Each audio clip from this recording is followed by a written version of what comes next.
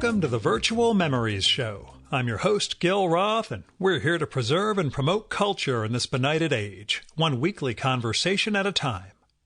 You can subscribe to the Virtual Memories Show through iTunes or by plugging our RSS feed into your favorite podcatcher.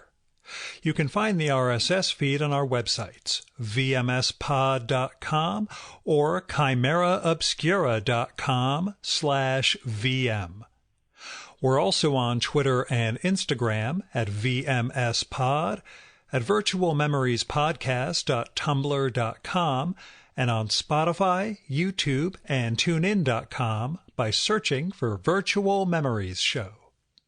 And visit patreon.com/VMSPod or paypal.me/VMSPod to make a one-time or recurring donation and help me continue to produce smart conversation about books, art, comics, and culture every week at the Virtual Memories Show. It was a pretty uneventful Labor Day weekend. I feel like I should have done more or relaxed more, but I'm in a little bit of an anxiety limbo with pandemic, election, some big work projects, and, just life as Gil knows it. Still, I did manage to get in a new running challenge on Saturday and recorded an impromptu podcast on Sunday that's going to make this week a 3-episode extravaganza, for which I apologize in advance. Our first guest among those 3 is Durf Backdurf, who has a brand new graphic history out called Kent State, 4 Dead in Ohio. It's published by Abrams Comic Arts, and it's an exploration of the days leading up to the Kent State shootings in 1970 when the National Guard opened fire on students during a protest, killing 4 of them.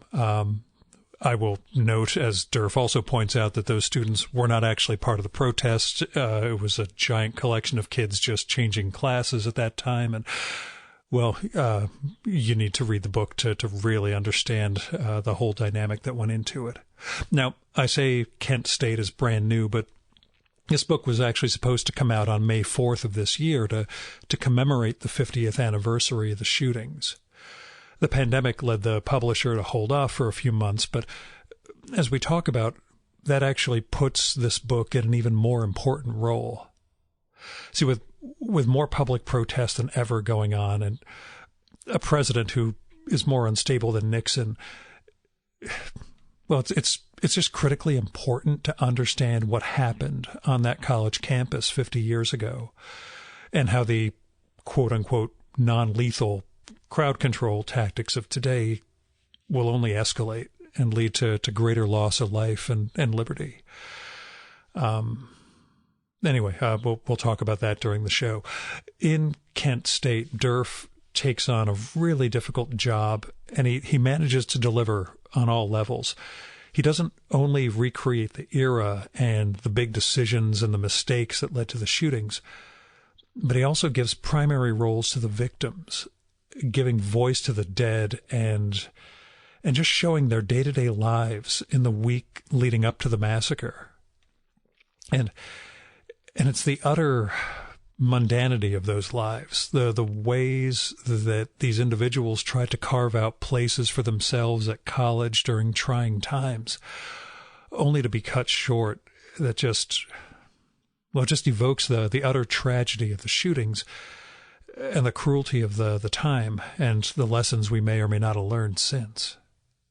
Now, Durf provides an extensive appendix in this book to document all his sources, so none of this stuff is fictional or him taking liberties. And when you combine that with his utter command of the comic form and his gift for storytelling, it leads to this absolutely compelling story that takes you to a shattering conclusion. I mean, you know where all of this is going to go, and there are fewer and fewer pages left, and you know what's coming, and it's still just shattering when you get to the conclusion. The Kent State is an important book, and I hope you'll give it a read. It's out today. That's September 8th, 2020, for you time travelers in the audience, and it's from Abrams Comic Arts. Now, as caveats go, not a ton. Audio's not phenomenal, but you're used to that by now. That's just a function of having to do this stuff remotely. Durf's chair creaks a little bit, and that's pretty much all. Now here's Durf's bio. Durf Backdurf is the best-selling author of My Friend Dahmer and the recipient of the prestigious Robert F. Kennedy Journalism Award for political cartooning.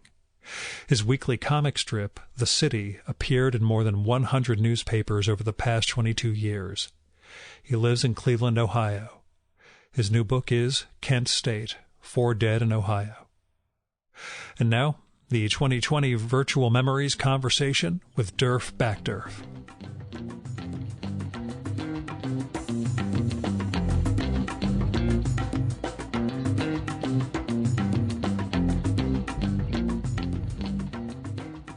I know the book got delayed from what would have been the 50th anniversary last May.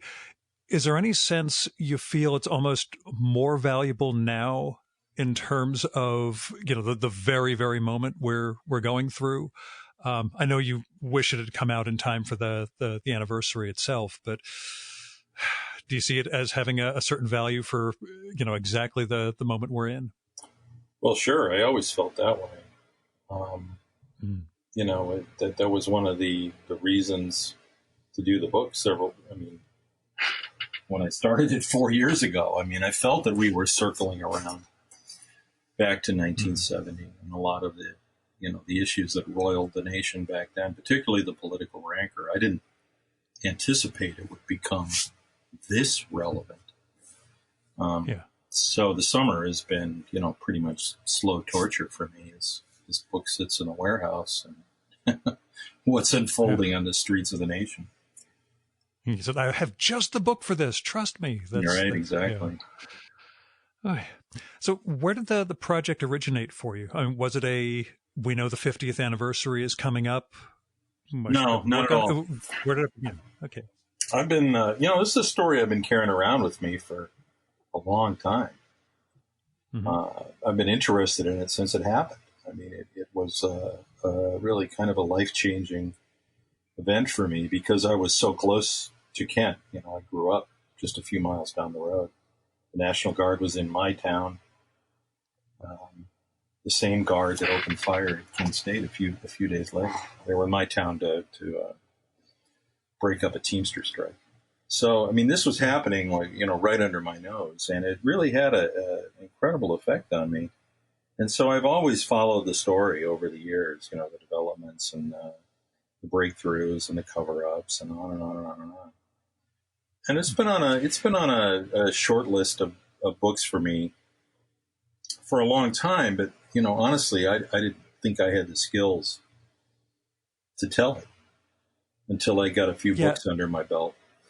I was wondering about that. When did you feel ready? And what did you feel you weren't ready with at that point? Well, particularly the drawing skills.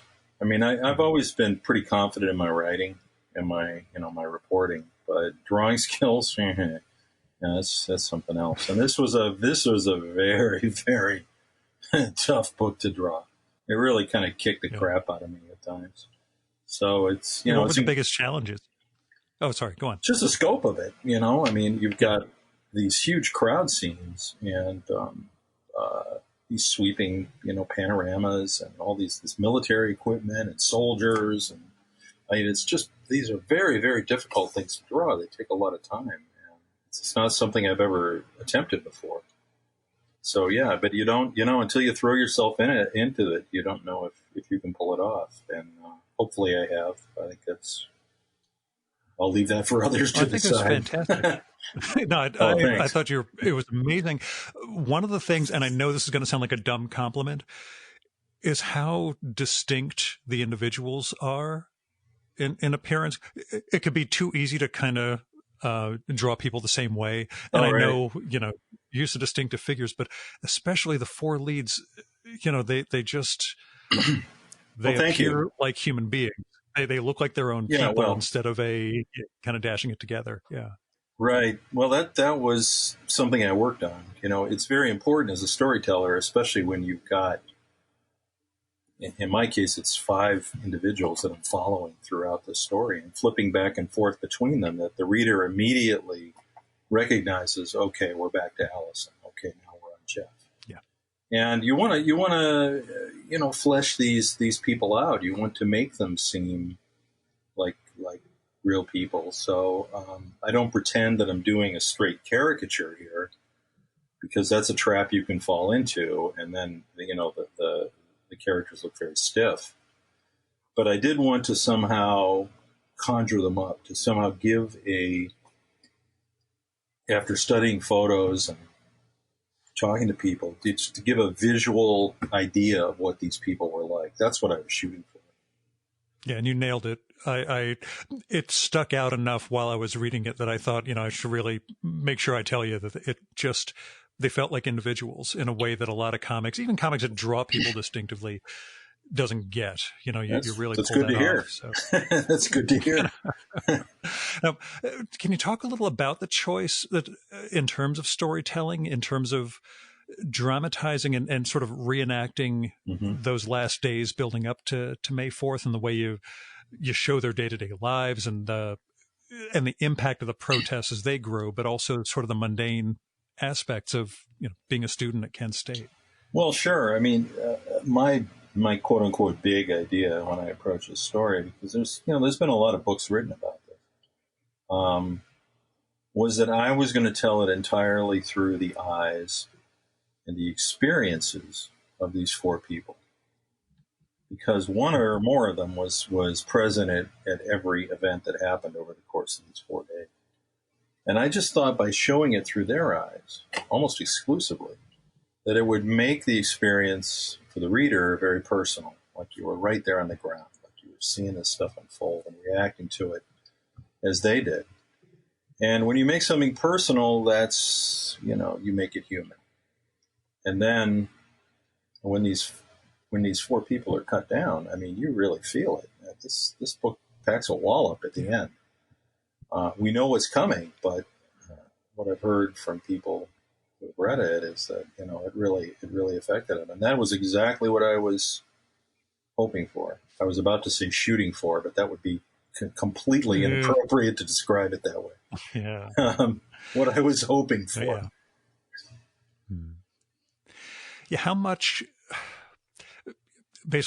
did the story itself sort of evolve as the research and the interviews and the archives revealed more to you? At what point were you comfortable writing it?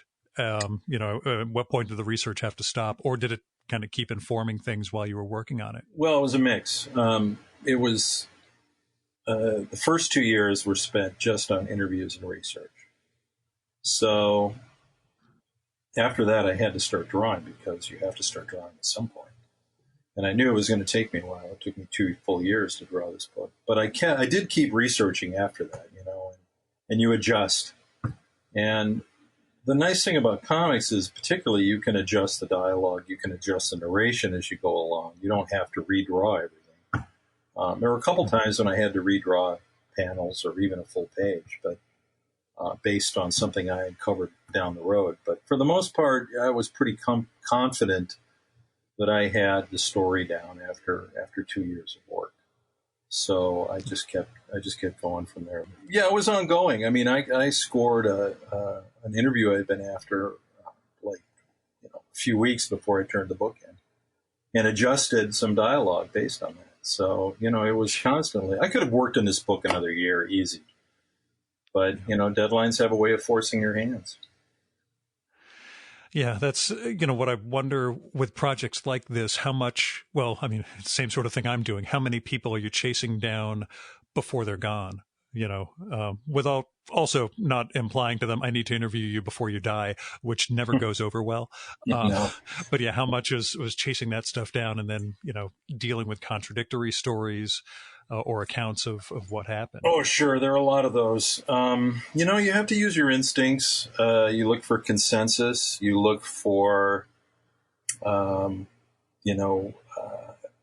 comparing a personal account to, a factual account, like a police report or, a news report or something of that nature. And, you just have to, you really just have to take it one at a time. Because, memories do fade. People get things wrong. No question. And yeah, there were a lot of people who, I mean, there are quite a few who are no longer with us. All of the guardsmen are pretty much gone. Certainly all of the officers are gone. All the politicians are gone. And quite a lot of the protesters. So, I mean, these guys are all in their 70s now. You know, it's been 50 years. Yeah. Were there guardsmen you tried to get who either died before you could get to them or, you know, just turned you down from the outset? Yeah. I mean, the shooters have never talked. I assume. They're just, they climbed up in 1970 and they've never really talked since. You know, they have something to hide and they're certainly not going to speak up now. Yeah, that's a tough nut. Luckily I had an account of one of the guardsmen. So I was able to use that. And, I do know a guardsman who I was able to pose a few questions to. It's mostly about guard life, which is, you know, not something I'm familiar with, but those are the kinds of details. You know, what was it like to be on a duty like this, where you're sleeping in a tent on the ground and eating army food a day after day after day? I mean, what is that experience like? That's not something that I have any knowledge of. So, I mean, those are the details you really have to seek out. Which was something else I was going to praise the book for, the way you, I won't say humanize, but you show the mundane aspects of their lives too. You know, Sure. what they're going through as they're in barracks or lying in tents, showing the strain that they were under without in any sense, you know, using that as a justification for, hey, let's open fire on a bunch of students. But can you talk a little about how you sort of chose to render the end, the fatal moments when the shots first started? You know, how challenging was it, or did you have to go through a couple of permutations to figure out how to show it to the reader? No, that came pretty early, right from the beginning. I knew approaching this, okay, I'm not going to spare anything here, because I think that's important. You know, what we have, the images we have of the day, I mean, there was all those amazing photos, mostly taken by student photographers, by the way, which, as a former student photographer, fills me with pride. But you have a lot of stuff leading right up to the moment shots are fired. And then you have a gap of 5 minutes, 10 minutes, because the student photographers, like everybody else, were hitting the dirt. Very wisely so. And then you have the photos of the aftermath, but we don't actually show how these bullets tore through this crowd of 500 students. And I know the facts, I know the reports, I mean, I know who was hit and where. And so I conjured up those images, and that's the power of comics. You know, that's what we can do. And I thought that was important because then, and as we get now, you know, there are reactionaries who say, well, if they didn't want to get shot, they shouldn't have been there, or we should have shot more of them to put an end to it. It's like, all right, you think that? Here's what it looks like. Here's what it looks like when a bullet over an inch long goes tearing through a crowd of students, fired from a gun so powerful it can put one of those bullets through a foot-thick tree trunk. Here's what it looks like. And I felt that was very important, and so I knew I was going to do that. And that scene, it was tough to draw, but it actually went very quickly. And you see, well, given this past week's violence and the armed vigilante 17-year-old activity, do you see, I guess, well, I don't know if this is even a question. I mean, I just look at the response to this, you know, coming from right-wing flacks who just play it up as, you know, this kid was there defending and you know, really not getting at what it means to, you know, to open fire in a crowd of people. Right. Yeah, I mean, that's a whole different ballgame with these vigilantes. I know.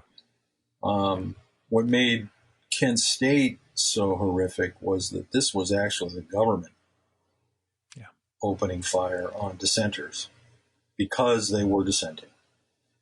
Yeah. And, that takes it to a whole different level.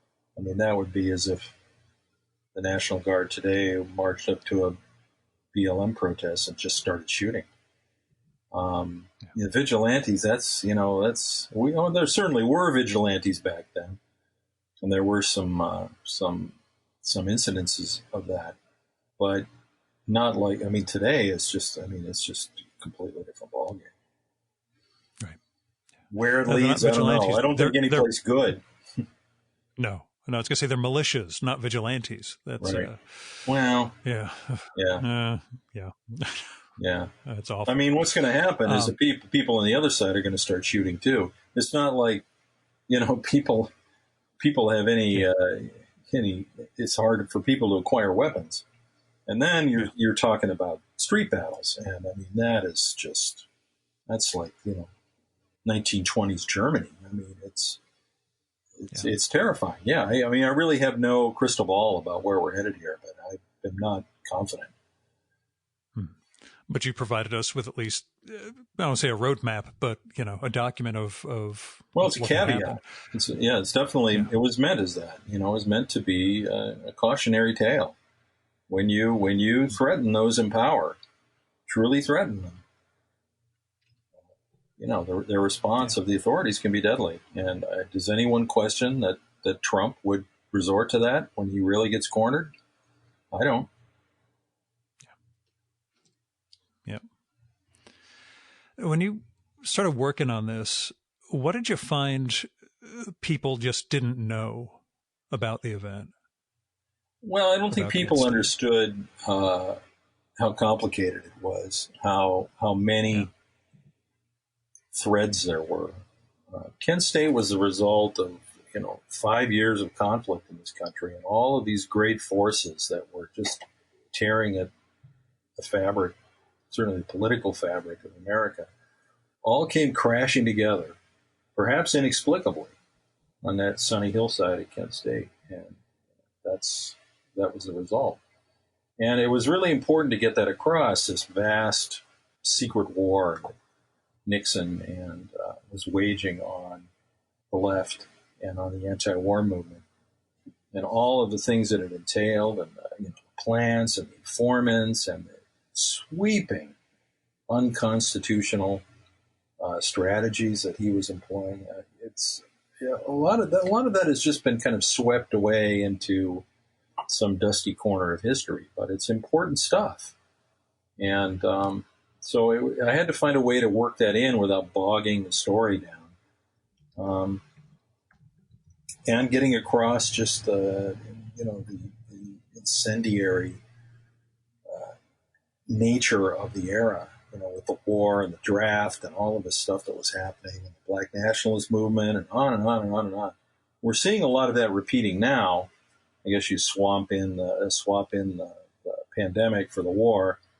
And it is like we're repeating 1970, and that's the scariest part of this. Yeah. My mom was telling me about Kent State just about 2 months ago.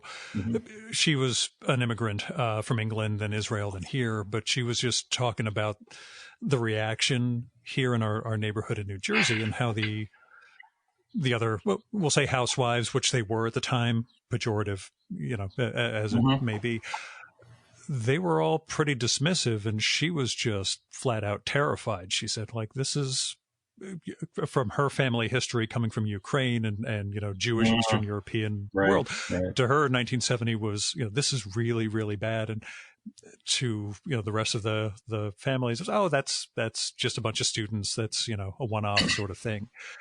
What did you see as the long-term effect,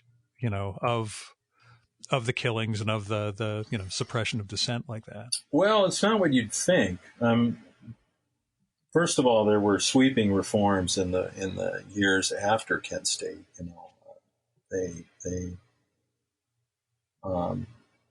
In Ohio, they instituted new protocols for the National Guard. They stopped sending them out to crush civil dissent, that sort of thing. And I think that was had a chilling effect across the nation about using troops to manage protests.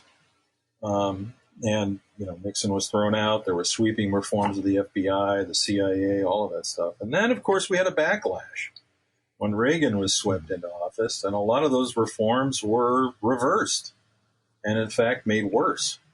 And suddenly we have this redefinition where people said, no, we were right the first time. It was hardly a victory for progressives, if we want to look at it that way. The biggest effect, curiously, was that we have spent 50 years developing and deploying this huge array of crowd control armaments to our police force, specifically to control civil unrest, like Kent State. So they have all of the things that they didn't have in 1970. At Kent State, the cops just had clubs and some tear gas, and that was pretty much it. And when the Guard came in, all they had was deadly weapons. Now you've got body armor, you've got shields, you've got all kinds of gas, you've got sound cannons, you've got unmanned drones that can drop things from the sky. I mean, it is. I mean, if you think too much about it, it's truly terrifying, the kind of weapons that the government is willing to deploy against its own citizenry. And we're seeing that with the BLM protests. So that's the lasting effect of Kent State.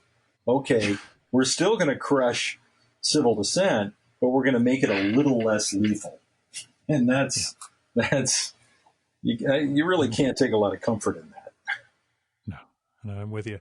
It reminds me, just a few weeks ago, I did a show with Kurt Anderson about his new book, Evil Geniuses, which basically takes 1970 onwards as the rich right-wing reaction to the 60s and, frames it all along those lines in terms of, suppression of dissent, but also ways of co-opting power, making people think they have, some room to complain while actually leaving us in much worse shape than we thought we had. He also was the first portrayal I saw of the Hat Riot, which you bring up in here. And right. Again, these things just before I was born, all this stuff, but seeing how all of these threads, play through and all feed into where we are now is pretty, I'd say depressing. It's depressing, right? Right. Yeah, it is. Yeah. And to be fair, I was just a little kid too, so it's not like it's not like I'm an old hippie here. Though I look like an old hippie with my lockdown hair now. Oh God, I'm going with full afro. The way my hair grows, I haven't touched it since January, and it's just getting bigger and bigger. I know. The Hat Riot was, in fact, which was just that for your listeners who don't know what it is. It was in New York City. The mayor ordered the U.S. flag at City Hall to be lowered to half-mast for Jeff Miller, one of the 4 killed at Kent State. And there was an orchestrated assault by construction workers in conjunction, very likely, with the NYPD. They literally charged City Hall, broke in, beat up everybody, and raised the flag back up to full staff, and then went on a rampage through that part of New York and beat anyone that looked like a hippie or looked like a student that broke into, I think it was Pace University, beat up anyone they found. I mean, it was ridiculous, and nobody got arrested. And if anything, they get celebrated by Nixon. Yeah. And it's a really pivotal point, because that was the moment when the white working class really went right and embraced the Republican Party. That's the moment. And, we've been dealing with that ever since. Yeah. It's great history. I know. It's stuff that, we all should know more of. And, it's one of the reasons why I hope your book gets widely read and widely taught. But, well, that's the point, because a lot of it's been forgotten. The Weathermen have been pretty much forgotten, and things like the Hat Riot and all of this stuff has just kind of been, I mean, Americans obviously do a pretty horrible job of knowing their own history, but yeah, I think it's really great stuff, and it really wasn't tied together at the time. You know, I mean, that's the advantage of hindsight, is that you could pull all these threads together. When they're happening in real time, it's really a lot harder to see the connections and how one thing leads to another. Yeah. That's what, historians do, and that's what writers do. Mm-hmm. Was this the toughest book for you in terms of the research, the reporting, the writing? I know artistically, like you said, it's tough. But I think My Friend Dahmer would still be the hardest, because that was so personal, and I was, dealing with my own issues with that story. Sure. And each book has its challenges. They've all been hard. They've all been gratifying, but and they've all been unique.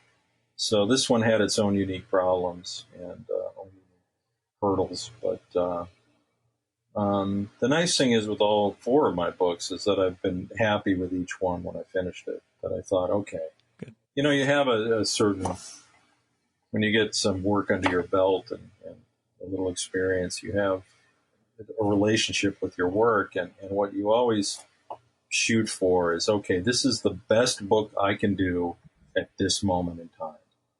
And that, leaves you some leeway, some element of forgiveness when you, get a little better a few books down the road, and you can look back and say, well, I screwed up that scene. I didn't draw that one very well, or whatever. But at the time, it was the best I could do. And if I can hit that, then I'm happy. And I feel that with this book. Yeah, this is the best I can do right now. And how's the response been? I can't recall. Did they have reviews start to come out back in like April and May? Yeah, there were a couple. Yeah. Okay. I'm trying to remember. It seemed so long ago. Like Publishers Weekly, some of the industry stuff. All creators remember the negative reviews, so I figured there was nothing negative or it would have jumped out at you. No, not really. And there was a lot of local write-up, in Ohio, because they still did acknowledge that 50th anniversary, which otherwise passed very quietly. And it would have been this huge media event had this been a normal year.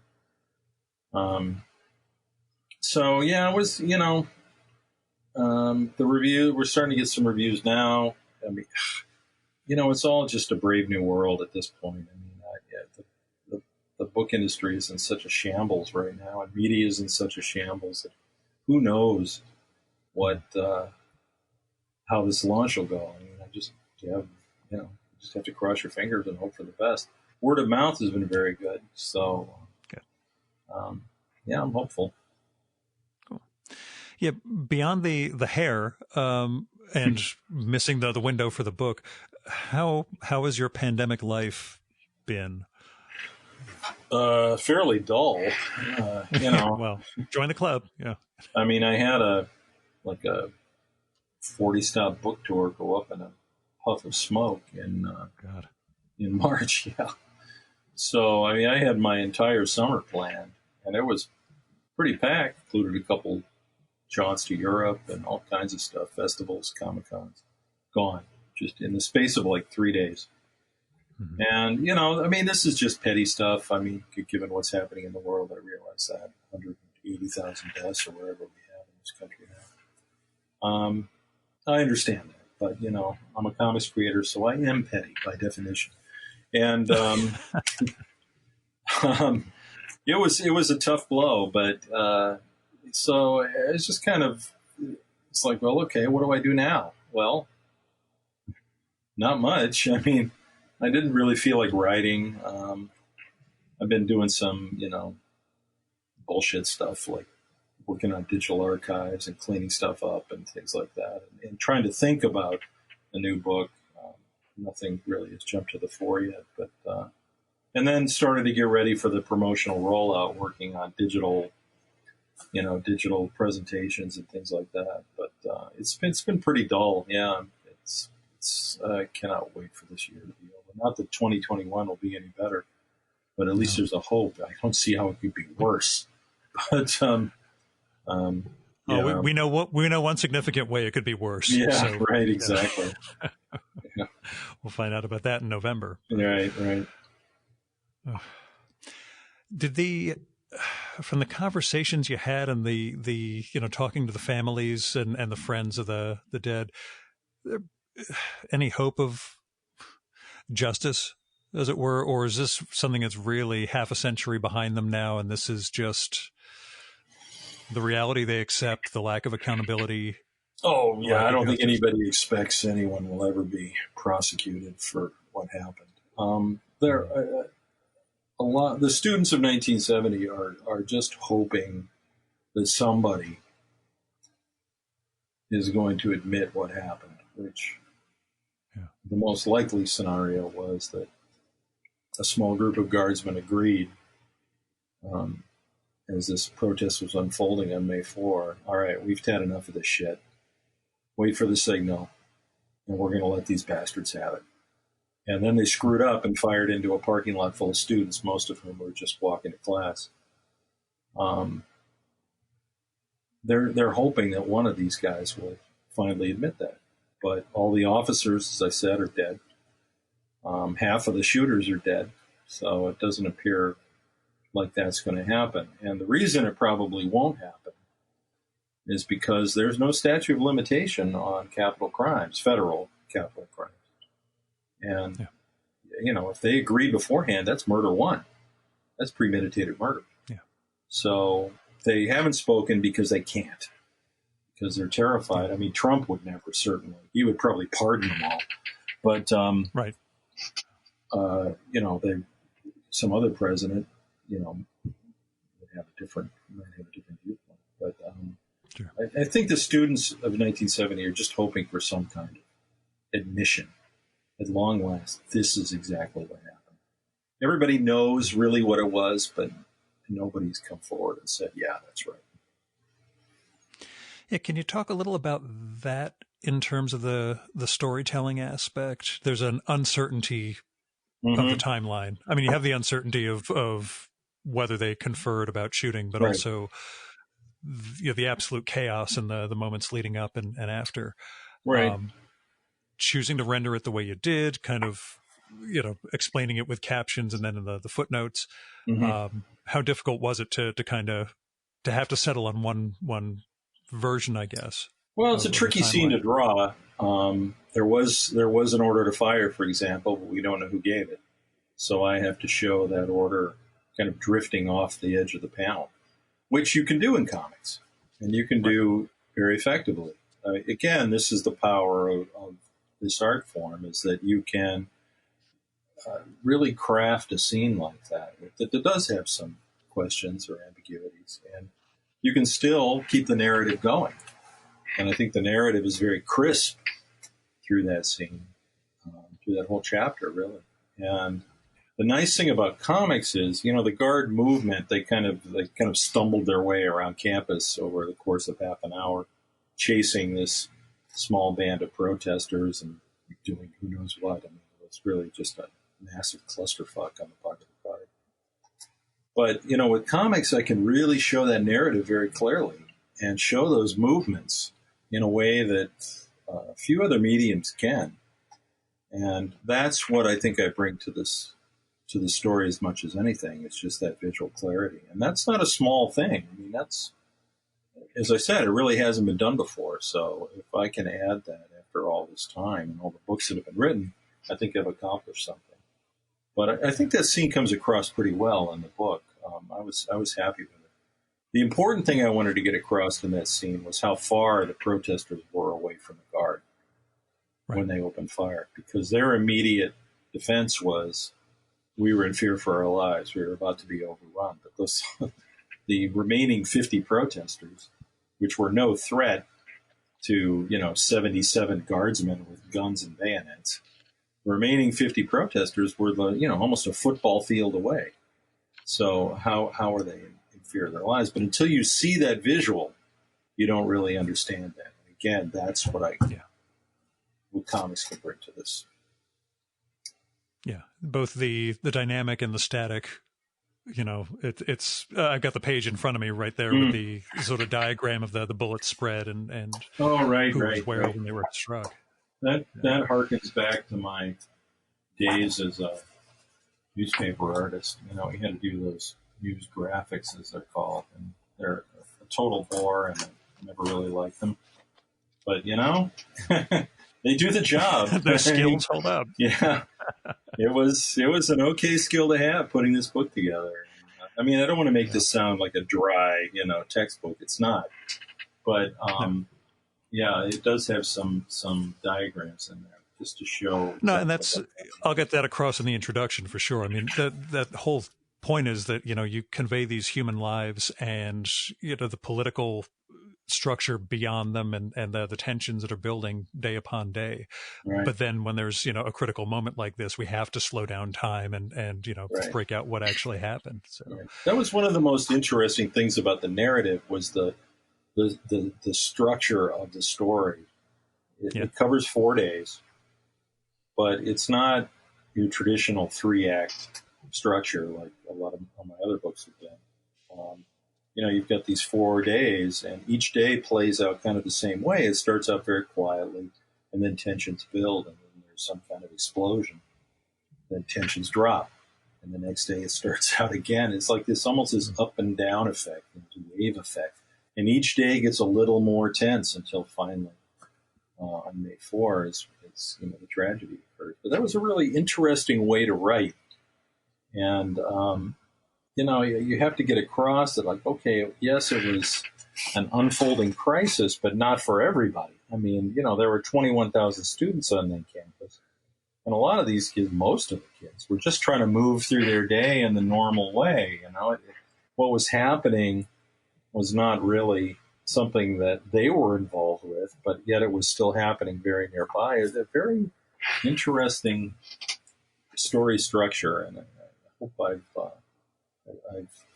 manipulated that narrative correctly. But you know, I mean, you've got that scene with those kids coming out of a theater presentation, and all of a sudden they're targets of the guards coming over the hill. Like, we're just that came from an interview. That was a really great. That's a really great visual, and you know, these visuals kind of pop into your head as you're doing these interviews, and you know, you put the big stars next to the note, and you know, I mean, it's just like, you know, I'm seeing these things unfold right there, and I make real quick sketches, and those are really where some of the more powerful visuals in the book came from interviews like that. You know, as far as the layout of the town and everything goes, how much of it was, you know, like it was 50 years ago? How much photo reference did you need to do?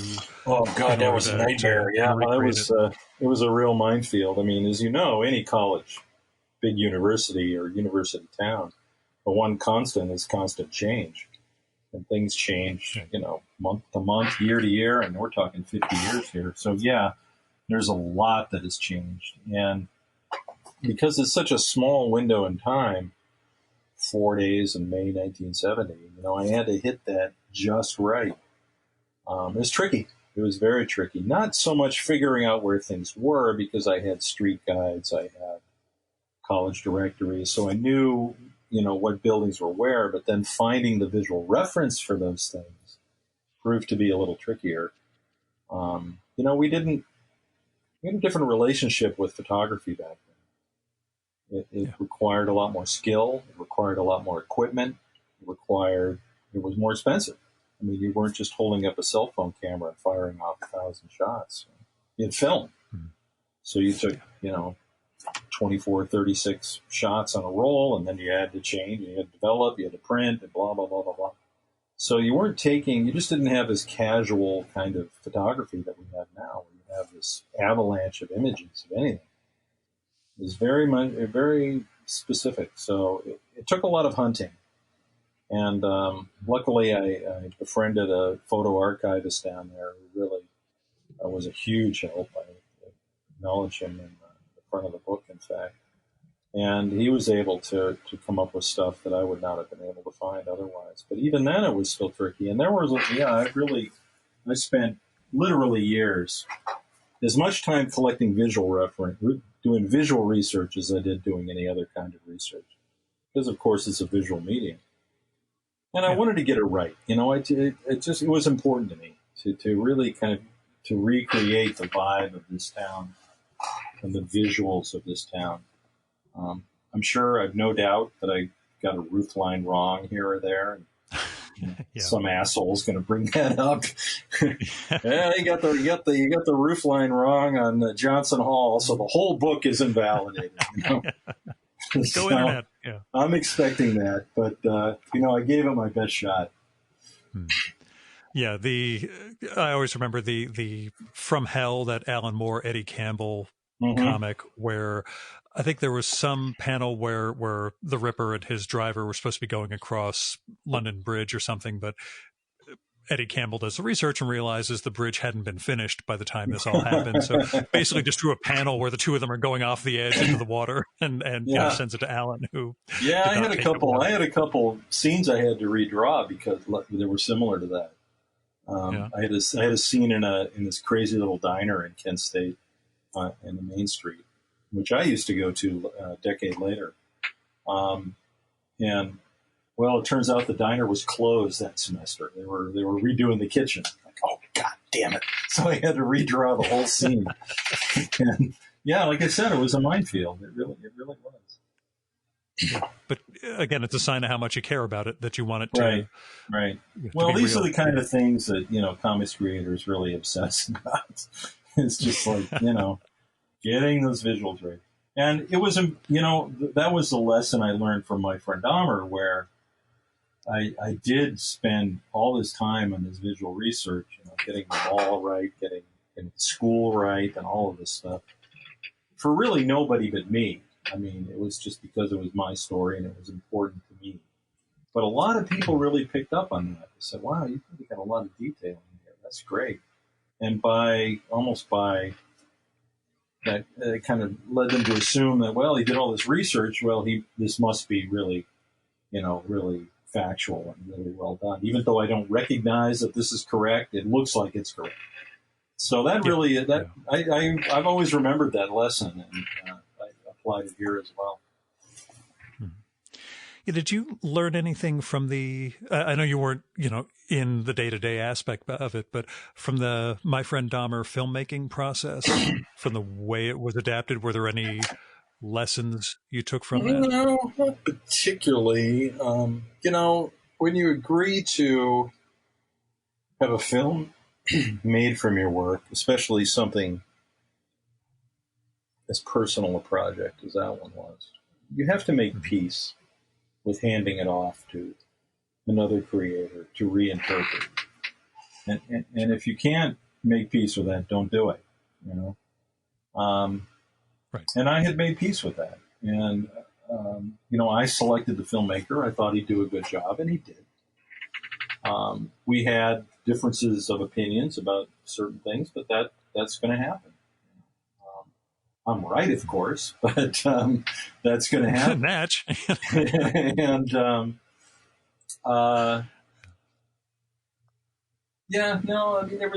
don't think there was any. Yeah, I just wasn't sure if the way the story gets told, or how stories break differently on film, fed back at all into anything. No, not into the way I work. No. I mean, what I told Mark Myers was the name of my filmmaker, who's a rising star. What I told him when we first started, just to bust his chops, I said, this is all on you, man. I mean, the book is out there. At that point, it was winning awards and getting all these accolades and all these foreign translations. If you make a shitty movie, people are just going to say, well, the book was great. Too bad about the movie. So I have nothing to lose here. I mean, you're the only one that has something to lose. And in fact, in his title page, he asked me to sign a book for him, and I wrote on the title page, don't fuck it up. Just sign my name. And he says he treasures that. But, these are this is how you have to, I think, to approach film. If you're not involved with it, and I wasn't, involved with making the film because I didn't want to be. I just didn't want to get involved with that. I had other I was books wondering I whether that to do. even... No. Yeah, I mean, if that project would certainly interest you. Yeah. It didn't, and it still doesn't. I'm not a spring chicken.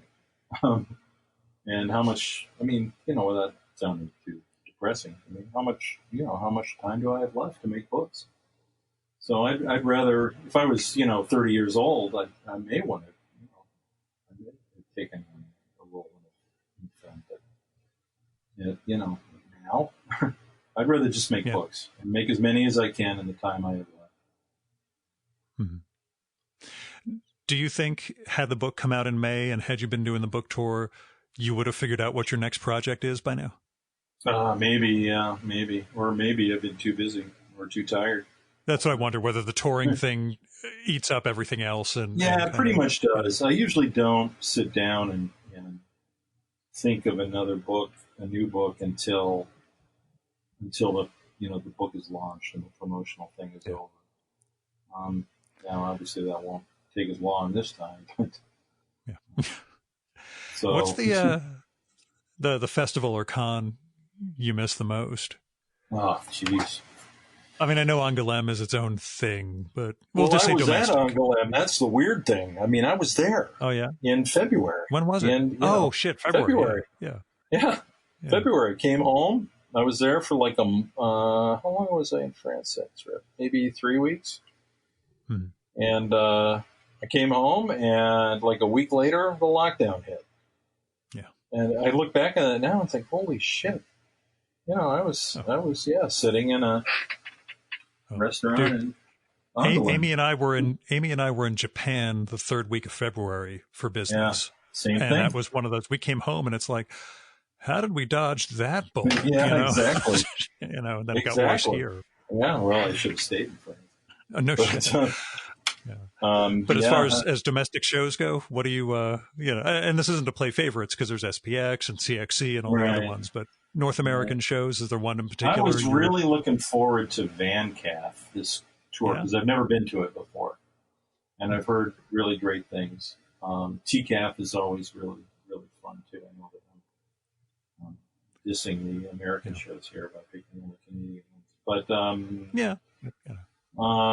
those are, they're really great shows. I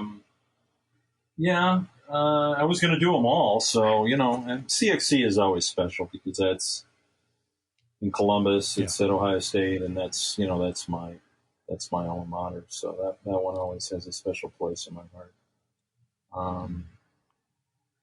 And then whatever else was coming along. I mean, I was doing some book festivals I'd never done before. It's a real loss. The whole thing is just a loss. I just kind of feel sick about it. Yeah. But you'll see huge podcast wave, tons of sales. You'll see. I don't promise anything. That's all I got now is podcasts. I'm talking to you guys. They're doing, tough, Zoom crap. Yeah, I was going to ask, have you fallen into the Zoom trap, and have you figured out your best angle and lighting for Zoom? Because we all have to figure out the lighting so we don't look as horrific as we know we do. But I mostly run slideshow off my desktop, so good move. You don't have to look at my ugly mug in my dirty studio. But that's what I'm figuring out now. Yeah, it's not. It's the best we can do. I mean, what can you do? Yeah. Again, when we get to what could be worse, there are a lot of things that could be worse about how we're living and what we're dealing with. But one thing I wanted, again, we're relatively secure, but it's something you just happened to post on Twitter earlier today. A little thread on Brother Power the Geek, of which I had the very first issue back when I was a kid. We got it in a ham radio flea market that my old man used to take us to. Nice. Well, what'd you make of that? Oh, God. Oh, my father was a con artist. His friends were con artists. They used to hustle the customers and sell them, broken audio equipment and other stuff. But my brother and I, we'd always find this guy who just had all of these stripped comics, no covers. And we would just buy stacks of them every time we were there, and come back with comics, no sequence, but we would just get these random issues of things, including Brother Power, the Geek #1. Never saw #2, but what I was wondering was how crazier. Yeah, that's what I saw from your thread. Yeah, which I was wondering how comics and other pop culture kind of portrayed both the protests and whether any of them kind of dealt with Kent State specifically. Very few. Well, almost nothing dealt with Kent State. I am going to post one. I'm doing this whole series of posts on, how comics and cartoons dealt with the protest movement in real time as it was unfolding back then, as opposed to me with the benefit of hindsight. Just because, because I'm bored and it's something to do until, the book launches. So there were very few. Michael Tisserand finally found the time to do the digital version of his Crazy Cat book. Oh, right. 4 years after it came out. The pandemic finally gave him I have no excuses left. So you're getting a head start. Exactly. Yeah, and I understand it's great. The digital version. I mean, he's like posted a bunch of stuff that had never been seen before. But anyways, he doesn't get a plug. Actually, it's a really great book. It's a really great book. I recommend it to everybody. Where are we going? Oh, Kent State. Yeah. So it's from what you saw of how the protests were covered. Yeah. Right. It was really tricky. I mean, obviously, mainstream comics had more of a challenge than anyone. One, because of the generation gap. There was all these 50, 60-year-old guys making comics back then. There were very few younger people. And two, because it was only 15 years after the comic book witch hunts, So these guys were not going to wade into something as rancorous as the protest movement in 1970, 1969. So when you see these examples, like Brother Power the Geek, which #2 actually has this band of hippies making an assault on a munitions factory to try to shut it down. You look at that and you kind of go, holy shit, how did this get through? And it's pretty interesting stuff, but there's not a lot of examples. Yeah, there's really not. A little more in political cartoons, but even those were not tremendous. I mean, it's, there was kind of a gap there in, particularly in humor and satire, where, it was a few years before National Lampoon, which was, infamously savage. And a few years before Saturday Night Live and all of that stuff, which really kind of changed the landscape. Or even some of the comics of the 70s, like George Carlin and the rest. There's kind of this gap there at the end of the 60s where, it really hasn't taken shape yet. So you can see, like, the first stirrings of it, and that's what I was interested in, specifically with comics. Do you think that's partly age-driven, that the editorial cartoonists were a little older generation and didn't get what was happening, or well, the mainstream media was not sympathetic to the anti-war movement in the late 60s, early 70s, even the so-called liberal media. These guys they were law and order types. They were not out there manning the ramparts. I mean, you get some stuff in the alt press, certainly.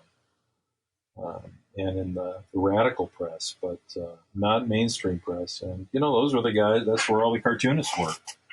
And a lot of those cartoonists were 50, 60 years old. I mean, it's there's a few, I've posted a few examples where people, were pretty spot on. They tended to be younger cartoonists, but not all, like Bill Malden, for example. But yeah, it's all over the place. But I would say, by and large, they were very unsympathetic to anti-war protesters.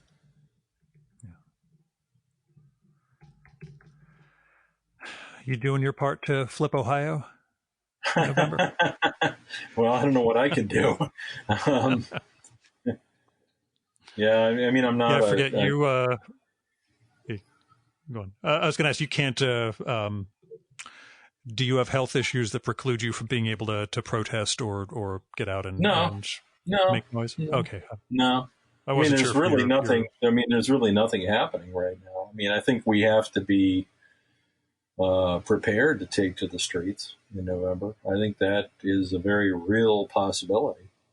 And yeah, there's some danger that comes with that. But,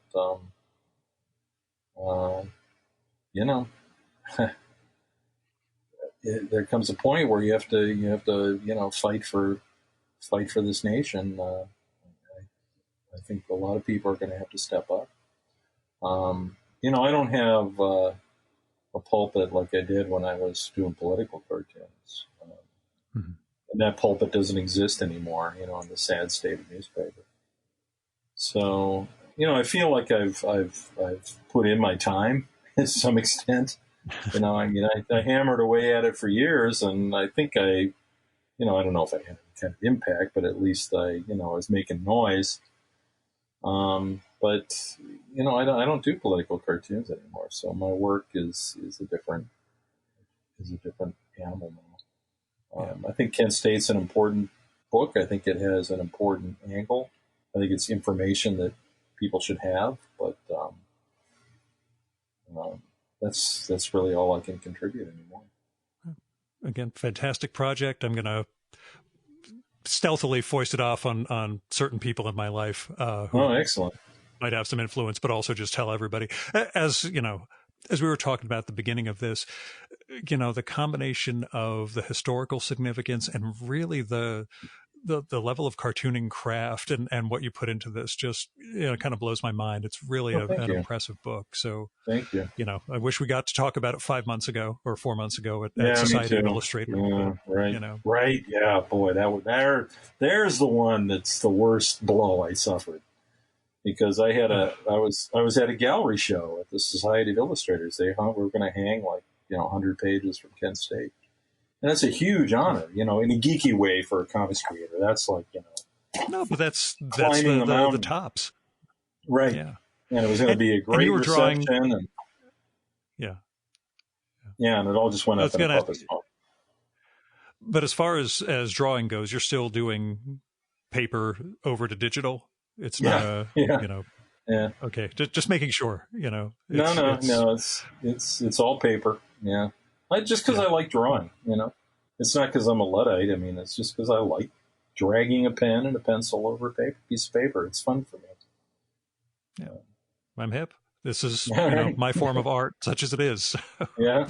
But Durf, thanks for coming on and good luck with the book, even though, it's been delayed. Like I said at the beginning, I think it's almost more pertinent now as we're seeing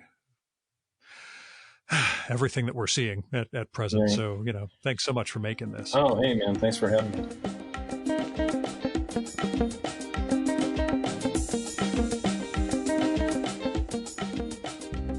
And that was Durf Backdurf. His new book is Kent State, 4 Dead in Ohio, from Abrams Comic Arts. You can find it in bookstores and comic shops now.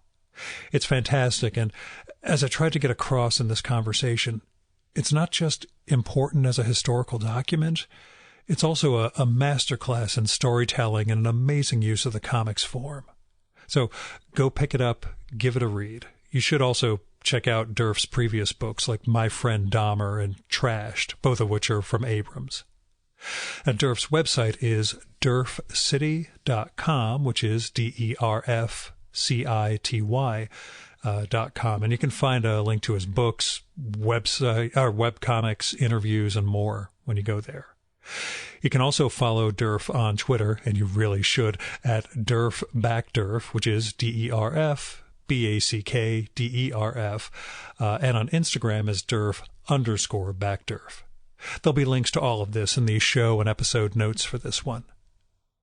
Now, in the before time, this is when I would mention my Patreon and PayPal, and about how I'd love support for the show, but really the only support I need is correspondence from you guys, letters, emails, postcards, whatever. If you can spare anything, if you do have some extra money or you're doing okay right now, there are a lot of ways that you can help people and institutions in need. For individuals, there are Patreons, Kickstarters, Indiegogos, GoFundMes, which is where a lot of people put up their, the coverage for some of their important health needs. As far as institutions go, food banks, freedom funds, political contributions, there are a lot of ways that your money can help people right now. So if you're in a position to help, then I ask, please help. Now, the last thing I want to mention is my zine, Haiku for Business Travelers, which I sent free copies to many of my past guests as well as supporters, and Durf actually got a laugh over the poem that opens the zine, which I was somewhat gratified by because I don't hear Durf laugh very much. Anyway, it is free. It is Haiku for Business Travelers. If you want one, just drop me a line and send me your mailing address. You can visit haikuforbusinesstravelers.com to figure out how to write me. If you want to kick in a few bucks for postage and production, you can do that through my PayPal. But really, this is just about me sharing my art, such as it is. Our music for this episode is Fella by Hal Mayforth, used with permission from the artist. You should visit my archives to check out my episode with Hal from the summer of 2018 and learn more about his art and painting. And you can listen to his music at soundcloud.com/Mayforth. And that's MAY4TH. And that's it for this week's episode of the Virtual Memories Show. Thanks so much for listening. We'll be back next week with another great conversation. You can subscribe to the Virtual Memories Show and download past episodes at the iTunes Store. You can also find all our episodes and get on our email list at either of our websites, vmspod.com or chimeraobscura.com/VM. You can also follow the Virtual Memories Show on Twitter and Instagram at vmspod, at virtualmemoriespodcast.tumblr.com, and on YouTube, Spotify, and TuneIn.com by searching for Virtual Memories Show. And if you like this podcast, please tell your pals, talk it up on social media, and go to iTunes, look up the Virtual Memories Show, and leave a rating and maybe a review for us. It all goes to helping us build a bigger audience. You've been listening to the Virtual Memories Show. I'm your host, Gil Roth. Keep reading, keep making art, and keep the conversation going.